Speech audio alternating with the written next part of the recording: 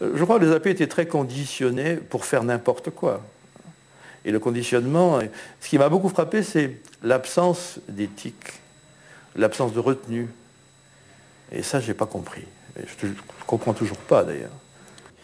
Mais c'est peut-être aussi qu'au fond de l'être humain, il y a une espèce de bête immonde, si vous voulez, qui est réfrénée par l'éducation, par effectivement l'environnement, par l'éducation parentale, mais placée dans un milieu aussi hostile à l'algérien, placé dans des circonstances où si vous ne faites pas ça, vous êtes le lâche des copains, vous êtes le traître.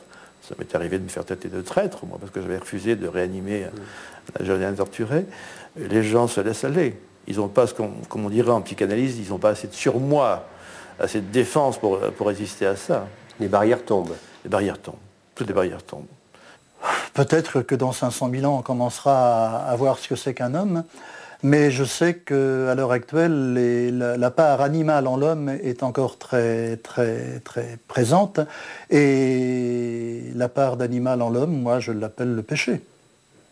Je suis persuadé que tout seul, pour résister, pour se rebeller en face de situations de ce genre, il faut avoir des qualités exceptionnelles. Bon. Ou alors avoir eu une éducation qui vous prépare à vous opposer à un certain nombre de choses comme ça. Hein. Alors je ne sais pas, est-ce que c'est l'esprit critique, est-ce que c'est la culture? Je ne crois pas que ce soit la culture. Je ne crois pas, je me souviens, moi, au petit séminaire, j'avais fait mes humanités. Hein. J'avais fait du grec, du latin, j'avais étudié tous les anciens, j'avais, bon, la Bible, etc. Bon, ça ne cette culture, finalement, vous a servi à rien. Cette culture ne constitue en rien un rempart contre des situations de ce genre. Bon, la culture, non.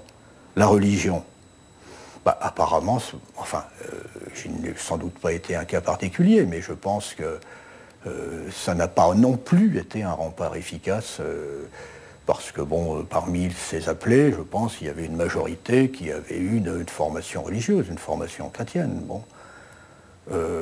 Alors quoi d'autre? Quoi d'autre? Au nom de quoi? Enfin, qu'est-ce qui peut faire qu'on s'oppose? Ben, il faut chercher peut-être au-delà, du côté des valeurs universelles, et puis se refuser à avoir quelques principes auxquels on tient en toute situation et ne jamais déroger à ces principes, sinon c'est le doigt dans l'engrenage et puis on se laisse aller petit à petit à des situations terribles. Je sais pas, ça m'a rendu peut-être plus tolérant, c'est assez bizarre à dire, quand je le dis, ça me semble assez bizarre, plus tolérant vis-à-vis de gens qui se trouvent dans des situations comme ça, parce que je me dis que n'importe qui, mis dans ce type de situation, est capable de faire la même chose, n'importe qui, vraiment. Sauf à avoir une force de caractère exceptionnelle. J'ai plusieurs fois été convaincu que si je n'étais pas à continuer à suivre le mouvement, j'étais condamné à je ne sais quoi, mais que je n'allais pas m'en sortir indemne, totalement. Comment vous faisiez pour tenir le coup, finalement? Je ne sais pas si j'ai résisté.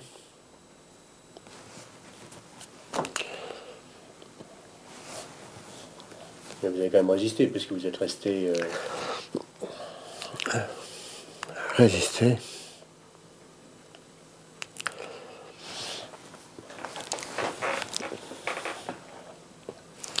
Aujourd'hui, quand vous pensez à ça, vous dites que vous auriez pu faire autre chose, qu'il était possible de faire quelque chose, ou que la situation était tellement fermée que vous étiez finalement prisonnier de cette situation? C'est même plus prisonnier, c'est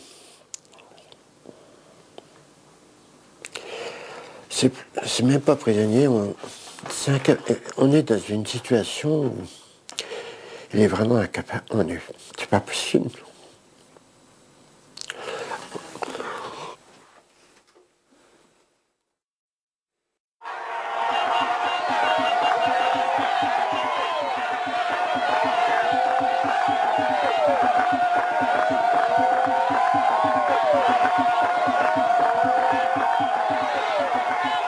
La guerre d'Algérie n'en finit pas de finir.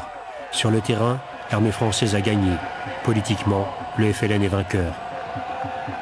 Désormais, la population est acquise à la cause de l'indépendance. De Gaulle reconnaît l'Algérie algérienne qui se manifeste dans la rue lors de ses voyages. Les négociations s'engagent en secret, la paix est en vue.